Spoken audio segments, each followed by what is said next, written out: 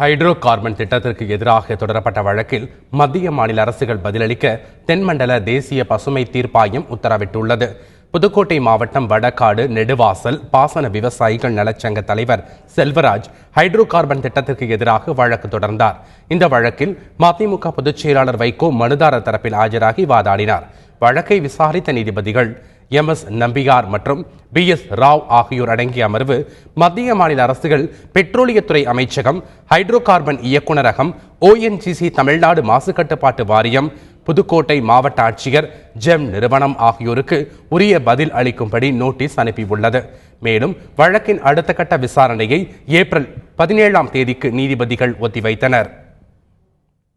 அந்த மனுவில் hydro carbon என்ற பெயரில் அங்கே நீர்வளத்தை அளிக்கின்ற செயல்பாடுகளை செய்யக்கூடாது, அந்த நெடுவாசல் பகுதியை ஒரு பசுமை நிறைந்த பகுதி மண்டலமாக அறிவிக்க வேண்டும் என்ற கோரிக்கையை வைத்து அந்த வழக்கு தாக்கல் செய்யப்பட்டது. அந்த வழக்கை இன்றைக்கு விசாரணைக்கு ஏற்றுக்கொண்ட அமர்வு எதிர்தரப்பினருக்கு அறிவிப்பு அனுப்பும்படியும் வழக்கை மீண்டும் வருகிற 17/4/2017 அன்று விசாரணைக்கு வரும் என்றும் அறிவித்தது.